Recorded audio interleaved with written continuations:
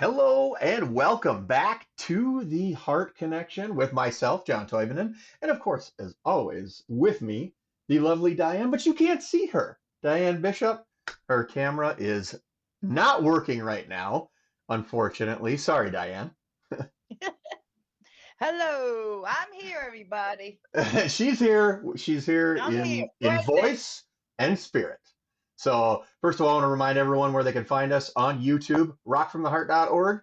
You can find us on our Facebook pages, Rock from the Heart, as well as Aortic Health Unlimited. We are on Instagram for both as well. And you can also reach out to me for the podcast. Any questions, anything like that, John T at rockfromtheheart.org. That's very important, and I'm repping my Rock from the Heart t-shirt today. I'm also repping my Gophers hat because the Gophers dropped Indiana, number 22 basketball team this weekend, so gotta love that. Plus, Alabama is possibly projected to play Alabama in one of the bowl games, depending on how Woo! the outcome is. That's if Alabama doesn't make it to the top 12. So, anyway, let's get back into it. We are here with survivor and one of the founders of Rock from the Heart, Pete Johnson, here to tell us his survival story. Pete, how are we doing today? Hey, John, not too bad. How are you? I'm doing well. Hey, how's your All health? right. How's your health today? My health today is great. I Yeah, no love it. complaints at all. Exactly. And my health at this point in time, great. Diane, how's your health today? I'm doing great. Doing great today, up and at it and trying to get my Christmas done up. All right, cool, good. Hey, sometimes with us, it's day by day, hour by hour, second by second, right? So, Pete, let's talk about give us a brief description of what happened with your heart event, when it happened. Give us kind of all that discussion and backstory here. Sure. My whole heart journey, I guess you'd say, started in 2015 when I went into my family doctor for a physical. And he said, "Have you ever been told that you have a heart murmur?" And I said, "Yeah, I've been told that all my life." And he said, "Has it ever been checked?" And I said, "No, no one's ever asked me to check it." He said, "Well, I'm gonna make you an appointment so we can do a echo on you. We'll just take a look at why do you have a heart murmur, and why is it a recurring thing apparently?" And so, okay, sure, we'll make that appointment, I guess. Uh, I mean, I was feeling good. I didn't think I had any problems at all. Well, flash forward a week or whatever, I went in and did that and got a phone call saying that it was a phone call from a nurse or a receptionist saying we need to make an appointment to see your doctor to talk about they found an aneurysm and your heart valve has stenosis. Well, I knew what an aneurysm is because that's what blows up in your brain. So I figured out it was something in your heart too.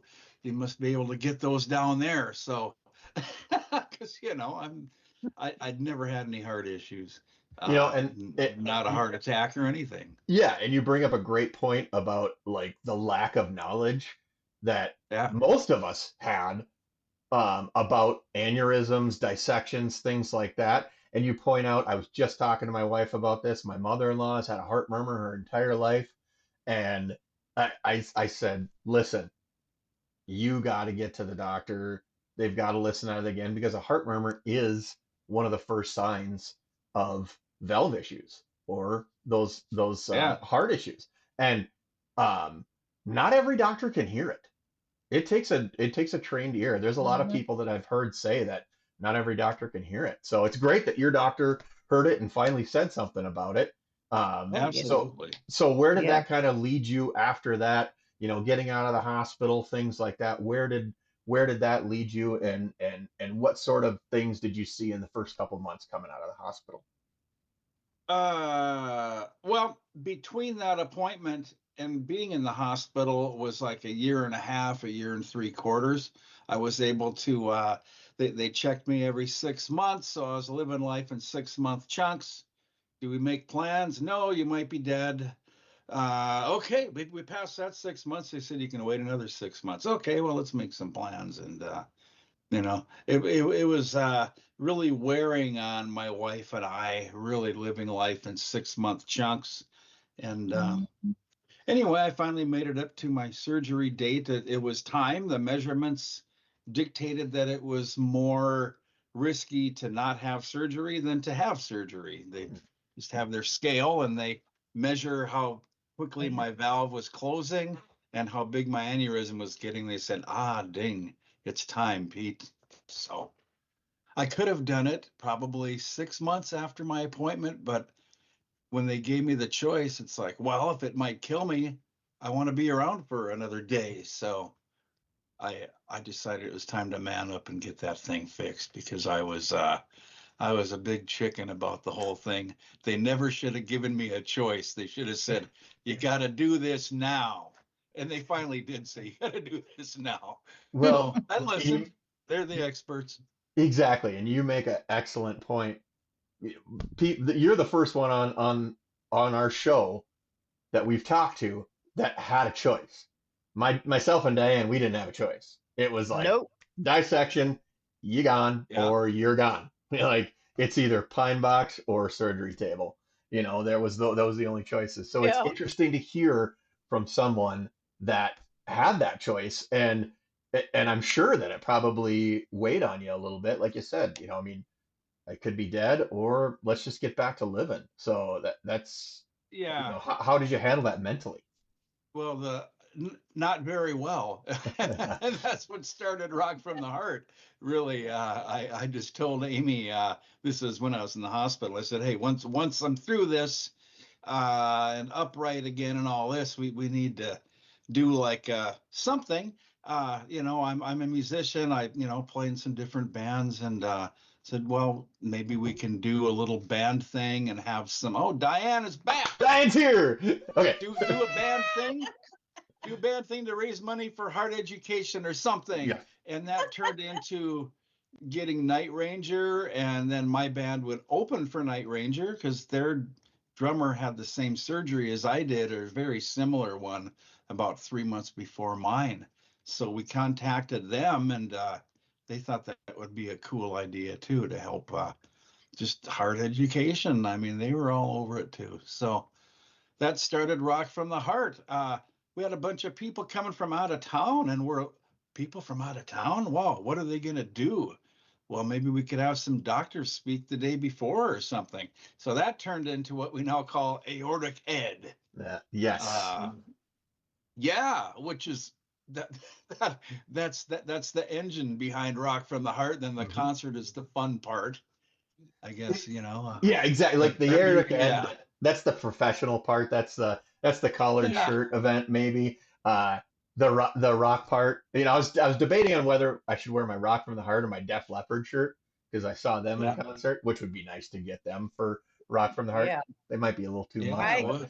But anyway, I mean, that's the fun part. The concert. It's time to relax. It's time to help additionally raise some money for a great cause in the education that you guys and ourselves do, because obviously myself and Diane both volunteer for the organization that you started, and I can tell you from personal experience, it has changed my life drastically. I have connected with so many great people. I have healed mentally, sometimes even physically from this. So for that, sir, I thank you. I thank you. Well, that's what my idea was.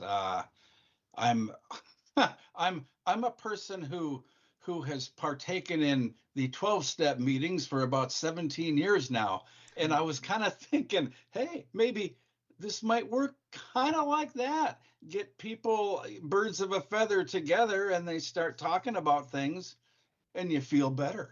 Oh, absolutely. I mean, talking to the guy at work about my heart isn't going to help me out at all. But talking to Diane about my heart's going to help me out a lot, because she gets it and you get it. Oh, exactly. So that's kind of what Rock from the Heart too has turned into, is just kind of a community of, people who can bump ideas off each other, share knowledge, talk about the weather if you're tired of talking about your heart, because that's all you hear about day in and day out. But you're kind of among people who get it, and Yeah, that's the magic, I think. exactly. Yeah, I totally agree with you. Like once again, I mean, the connections you make, the healing you do, and you find out that you're not alone. That was the thing is, and I know you went through this. I know Diane went through this. I went through this because the information was so nil, especially around the time that it happened to both of you guys.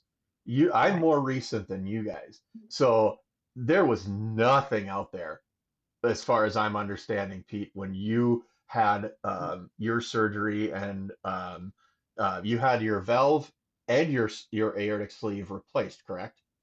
I got a new aortic valve. I got a mechanical aortic valve, and they cut out my aneurysm, which was in my ascending aorta, the part that goes up. It's Yep. the main highway that feeds blood to your lungs and all that. Yes. So they took the aneurysm out of that and put a big sweat sock looking thing over it and Yep. called that a graft. Yep. Yeah, I learned all sorts of new things. I Heard of a know. graft, but never knew what a graft would really look like on me. I never did like sweat socks, but you don't have to see this one, only in the X-rays. But Well, when I think of graft, I think of my dad when he was, 23 years old, had his fingers cut off in a punch press, and they had to graft his hand to his stomach so that the skin would come back and it would graft to grow. So I oh, think graft, I think like what do you like? Are you yeah, growing it or but really it's another fake part, right? I mean, yeah, it really is, and it's made by a bunch of different companies. Mine was, I think, Boston Scientific is who made mine, which I actually have a friend who works for them. So kind of neat, right here in right. Minnesota. So now let's get back into you got the replacements, you got everything going for you. Now you're at home. What's it like in that first year of recovery at home? Uh, I got home and I had a really hard time because I couldn't really breathe very well, and I was kind of thinking they should have kept me in the hospital. Most Mhm. people want to go home. I kind of wanted to stay there for a little while, but uh, thankfully they got me started in cardiac rehab on about day 5 of being home. And I mean, I couldn't walk down the hallway to cardiac rehab. They had to stick me in a wheelchair. And no, I want to try and walk. Well, I had to sit down part of the way there and find a chair and rest. Well, the nurse at cardiac rehab right away just listened to my heart. She said, well, or, listen to my heart, but she said, you have a bunch of fluid in your left lung. No wonder you can't breathe. And I'm like, oh. So they sent me upstairs uh, to a cardiologist who just happened to be there. And they put me on a bunch of Lasix, which anyone who's had surgery probably knows about that. It Oh, yeah. gets the water off of you. So they loaded me up with some of that, and geez, in a few more days I could walk down that hallway a little farther without having to sit down. But it took a while to get the liquid out of that lung, and I don't understand that very much. I just kind of accepted, okay, I got a problem, and they seem to think they can help me. I mean, I worry about things, and I'd never been in the hospital a day in my life for anything, and there I was, 53, and got all this heart stuff done. So it was a real weird thing for me. I was really glad that I'd quit smoking, in 2013, so I didn't have to suffer through that too. But wow, So you never been in the hospital except for this episode that you had? yeah, never been in the hospital except for my heart Wow. surgery. Wow, that's pretty impressive. I think Knock on Right. wood. the only time I spent the night in the hospital was to get I had my appendix removed. And that was it too. So like Oh, I feel okay. you on that. My dad spent many, many, many nights in the hospital, but yeah, so that's crazy how one day you're just like everything's just fine, and next day you're like, oh, by the way, you need Yeah. surgery and you might die. I mean, that's But it's insane to think about that. But yeah, cardiac rehab for me, once I got that fluid off my lung and I could function a little bit better there, that was a great place for me to be because like I told you, I was real scared. Uh, you're scared that you can't breathe. Your heart feels different to you because it's rebuilt. So of course it feels different. It feels funny. Sounds neat because you hear the click. Okay, I can accept the click. That's pretty cool. You hear horror stories of it driving people crazy, and I'm like, I'd be that guy probably, and but I wasn't. I just called it the sound of life, and I Yeah. think of it as that. But cardiac rehab was kind of another little community thing where everybody else feels horrible like you do, and so that there's something positive about that. It kind of made me feel better going there, thinking, yeah, I'm not the only one, and we're watching each other come to life a little bit more each session. Uh, Pretty cool. Just watching people you don't know kind of grow right along with you, and it gave me the courage to, they kept telling you you got to work that hard. Don't just come to cardiac rehab. When you go home, go for a walk. It's like a walk. I'm real tired after half an hour of this business here No with the kidding. treadmill. My God, just had heart surgery. Didn't you know that? Yeah. Anyway, Yeah. they gave me the courage to let that heart beat. And they're going, it's not going to fly out of your body. It's like, are you sure? Yeah, we're sure. Okay, I'll trust you. Yeah, they know what they do there with cardiac rehab. I mean, they see so They're many great. people and they're great. I had cardiac rehab 3 times. And one time I couldn't finish it, but that's due to my complications. But it's one of those, like you said, it's a community, another community of people that you're like, hey, you had a heart attack, you had this, you had that. You kind of all had different things, but you're Yeah. there sharing one common goal, right? That's to get better. Right. And I come across people who have had surgeries or have one upcoming. They're like, oh, I don't think I'm going to go to cardiac rehab. I got to go back to work. It's kind of like, no, man, you got to go. I mean, your insurance. My insurance company anyway was calling me, bugging me. I think the day after my surgery, make sure to go to cardiac rehab. We'll pay for it because we don't want you, getting sick and costing us more money. Yeah, and that's what So, important. Like the insurance companies, they want you to get better too. They're like, no, no, no, yeah, go get better because yeah, that's going to be better for us down the road. We don't have to spend as much money on you, right? yeah, Uh, yeah. little did they know. Uh, But yeah, I would recommend anybody listening. Yeah, cardiac rehab is where it's at. That's a real important step that you don't hear discussed a whole lot, but to me it was really important. and there's some people that decline it. I mean, true, it's your Yeah, it's your choice to do it, whether or not you do it. But I would say, I mean, in the recovery process, it's at least mandatory to show up to yeah, the first day and go, all right, what am we doing? Once you show up to that first day, every day gets easier from there. So once again, we're talking with Pete Johnson, uh, well, one of the founders of Rock from the Heart, and we're just kind of going over once again our survivor stories. I just want to back up for a second. We like to focus on surviving after the fact, and that's what we're kind of getting into here now. So with Pete, um, as you're going through year one, you've gone through cardiac rehab. What have the last few years look like for you? Like, how has your health been? Have you had any like follow-up complications or anything like that? Anything that you can think of. uh, well, I'm pretty lucky. My health has been great. My cardiologist told me, you're an example of what happens when everything goes right. Mhm. Okay, well, I'll be that example. No problem there. I love But it. he currently has me. I mean, the last time I saw him, he said, I don't need to see you for 3 years, but I want you to text me a year from now and a year after that, and tell me you're feeling good, or tell me you're not feeling good, and then I'm gonna see you before 3 years.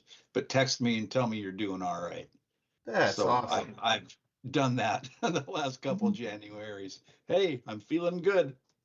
See So you in now, 2 years. But so I know Diane and I have talked about this before, but how important is it to you to have that care team that attentive to you? I mean, it's got to be awesome. it is. I mean, I feel pretty lucky about that. That I mean, my cardiologist gave me his cell number. I mean, the day he met me, and he said, "Hey, you call me anytime." Okay, cool, I will. Yeah, That was I think kind I of think we all have shocking. similar stories. I one of my physician's assistants in one of my surgeries. I have her phone number. I'm always texting her every couple months, just letting her know how I do. And of course, Yeah. apparently I found out that I have a nickname at my clinic. They call me Your Boy. So when I've got something wrong, they're like, "Hey, your boy's potassium's low again." So Uh-huh. that's how which I think I laughed so hard, I thought it was awesome. So very important to have that good caring care team. Mhm. I love to hear that. So now let's talk a little bit about your activity because you're a drummer. How was it for you coming back to drumming after your event?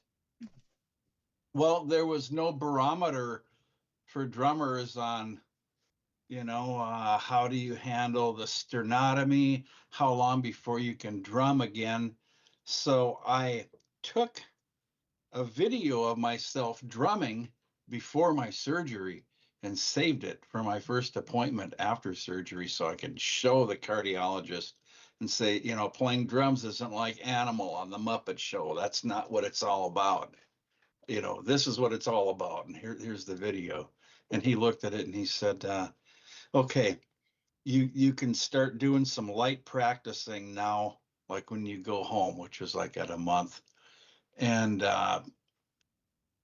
so I did some light stuff for a couple of weeks and I played an actual 45-minute show 2 months after my surgery. So 8 weeks. Wow. That's But at impressive. 6 weeks, I was full on playing. I wasn't holding back at all. So I practiced for 2 weeks before that show and then just went and played it. And it was, like I said, it was a short show. Thank goodness I have a benevolent wife who knows how to set up drums and how to carry them because I still was on my Mhm. 5 pounds or whatever it was that 5 or 10 pounds, I can't remember. Anything heavier than the gallon of milk, don't carry. Was kind of the deal then. Yeah, and But you I can can hit the hold my skins, but you can't drumsticks. carry them. Yeah. Mhm. But anyway, so that was good. And geez, from then on out, it was you know, longer durations and everything was great. And I mean, I've just been real lucky that everything has gone well health wise. Uh, really nothing to complain about at all. That's great. And that's Just and this is the stories we like to hear too, is the Right. success stories, right? I mean, we're all success stories. Let's not take away from the fact that we're all here, right? yeah, But I love it when I hear someone is like, everything was great. I'm doing just fine. I'm back to just about normal life. And that is so like positive to hear, especially for maybe people that are tuning in that have just gone through the surgery or are 6 months out or a year out and they're having all sorts of complications. It's nice to hear, hey, there is life afterwards and it does Right. get better. Um, Mhm. and you're a shining example of that, Pete. I mean, you really are. I've had the chance to observe you at the Rock from the Heart events, and you're all over the place, man. You're like 100 miles an hour. You're in it. You're grooving. It's awesome. And then when we get to the drumming, we get to your band playing before the major act. It's awesome to watch you. And Mhm. hey, how many people can say that they've drummed side by side with somebody that's in the Rock and Roll Hall of Fame? That's pretty cool.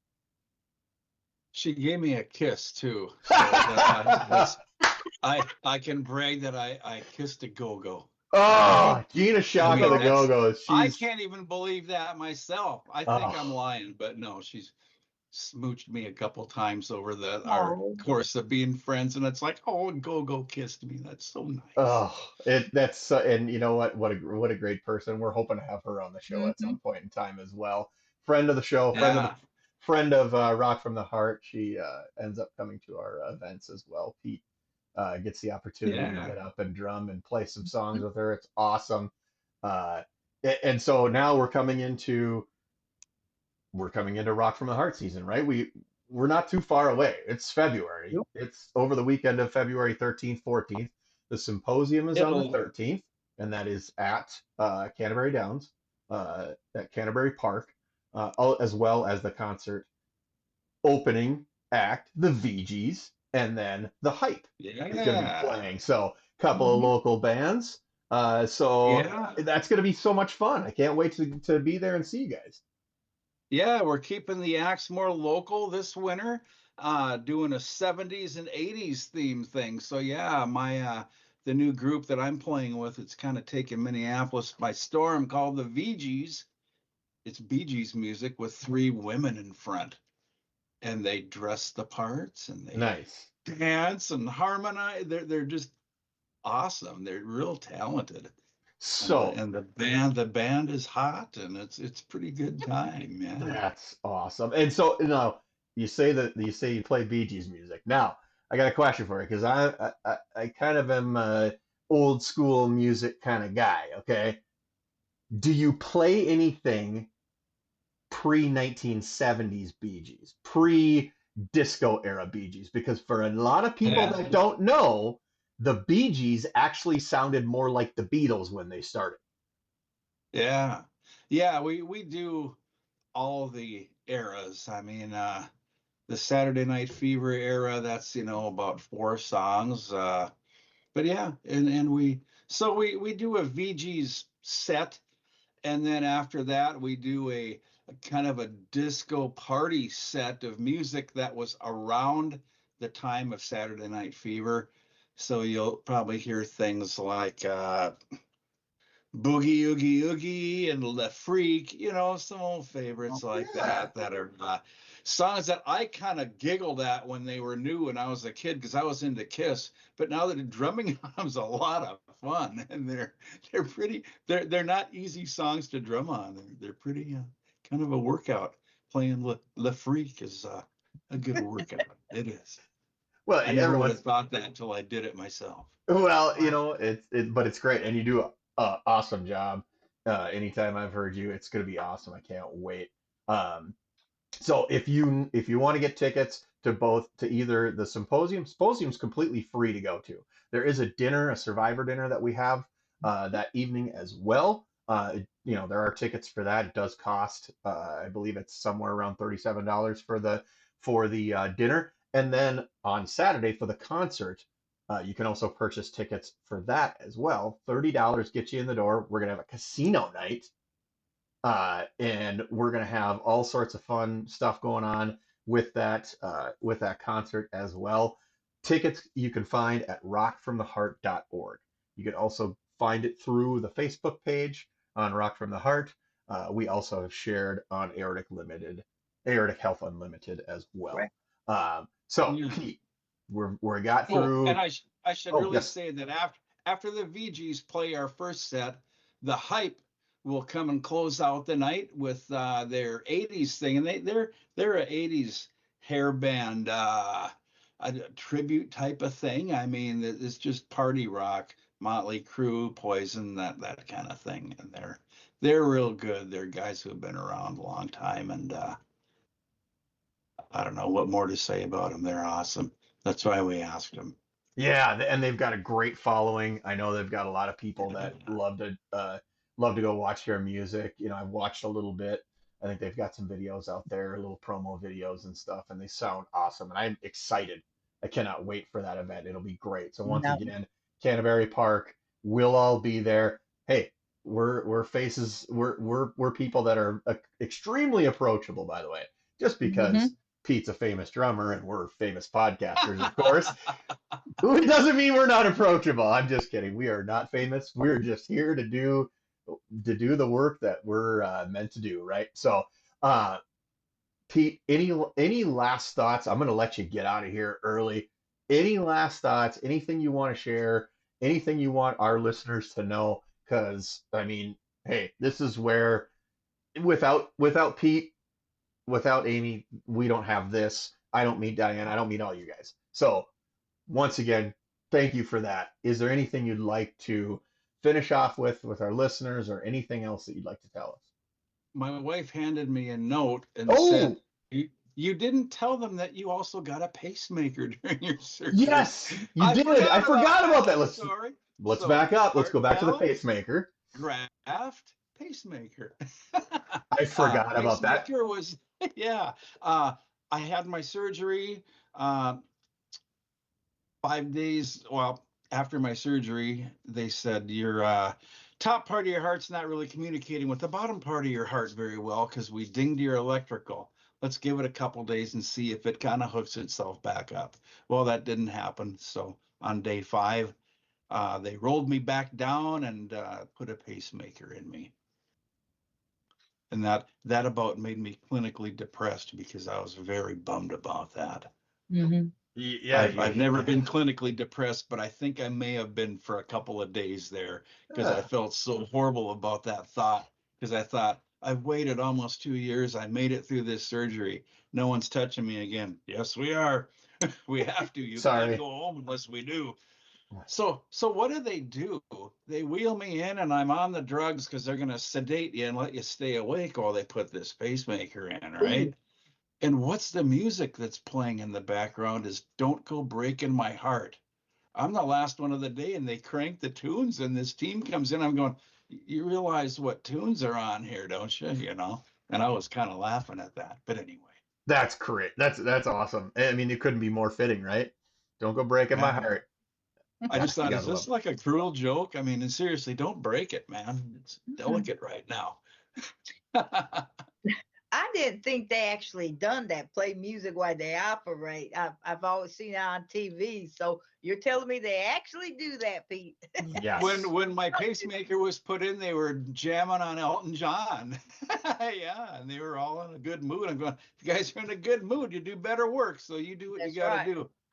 Hey, one thing I found out, surgeons are people too, right? They are Yeah. just like the rest of us. They're just sometimes a lot smarter They than just us. want to get off work and go have a taco and a beer anyway, you know. Exactly. Listen to some good music. All right, cool. Well, Pete, Yeah. anything else? Anything else you'd like That's to add? it. All right. No Thanks more for, notes from Amy? No, I guess we got it covered Okay. now. Good. Thanks for having me on to Absolutely. Yes. And once again, Pete Johnson, one of the founders of Rock from the Heart. I would kind of say our OG, right? Our original gangster when it comes to that. Thank you so much for being on the podcast. We'll chat again soon here. And obviously we'll see you in February. So whenever you're ready, you can just go ahead and hang up and we'll continue on. So once again, thank you. All right. Thanks for all you Thank do, you, guys. Pete. See you later. All right. Bye. Bye. Thank you. Oh, how awesome was that?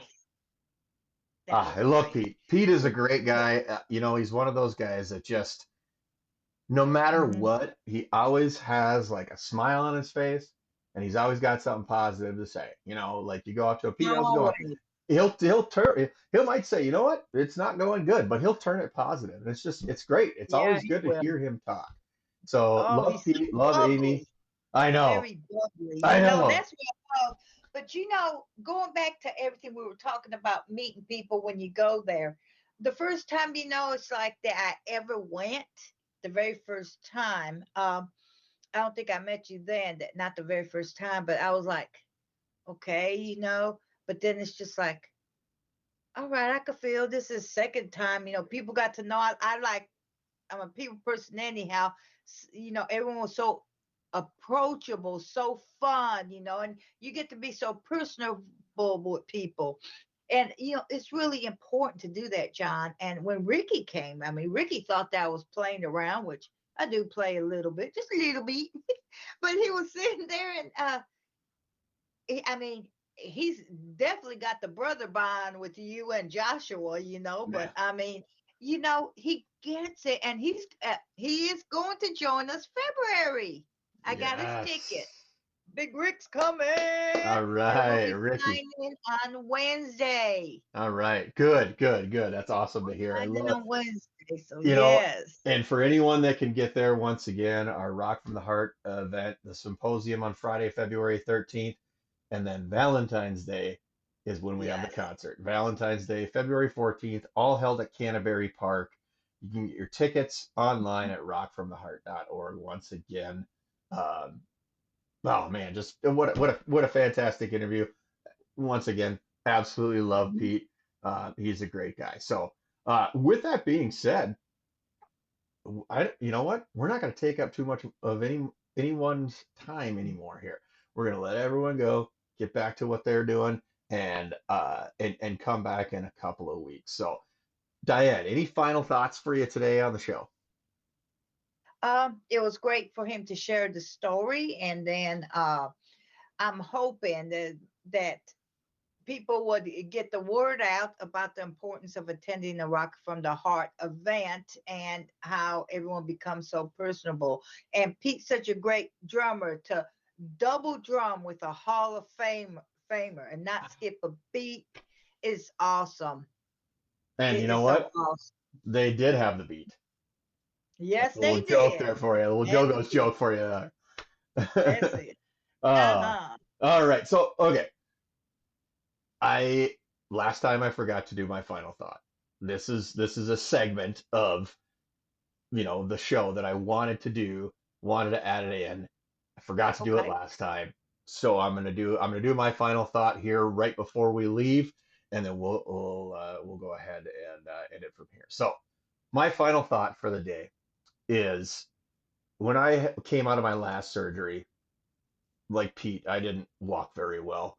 Uh, we went to Costco, and I actually had to get a motorized cart to walk around because there was no way I was going to make it through that big store, being out of a traumatic surgery. And Mm-hmm. I did not realize how inconsiderate people are until I sat in that chair. There was one time where I was trying to move for 5 minutes and nobody would let me by. It was like I was invisible. And Wow. my final thought for the day is be kind, recognize when somebody needs help, lend a helping Mm-hmm. hand whenever you can, because it's important that what you do in that moment just may change that person's life.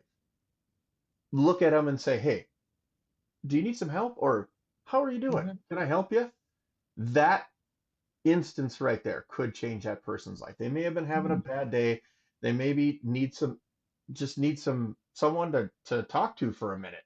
Uh, but I tell you what, it really opened my eyes because I thought, how many times have I done that? How many times have I walked by somebody in a wheelchair, in a cart, or whatever, and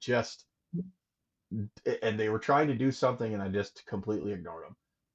I'm not, I'm not immune to that at all either. I'm just saying I Mm-hmm. noticed it when I was sitting in that chair. So my thought is, once again, be kind. Lend a helping hand when you can. With that, Right. once again, I thank you, Diane. Wonderful show. We'll be here in 2 weeks again. So until then, stay safe out there, folks. Socials, you can find us on Facebook, Rock from the Heart, as well as Aortic Health Unlimited. Mm-hmm. This is the Heart Connection with myself and Diane Bishop, John Toivonen. Uh, but then also you can find us on Instagram, both uh, places. And then also if you want to email the show, John T at rockfromtheheart.org. It's kind of like how you see it on the bottom of the screen here. Just Mm-hmm. add the at and the .org at the end. Once again, thank you very much, everyone, and we'll see you in a couple of weeks. Yep. Thank you, everybody.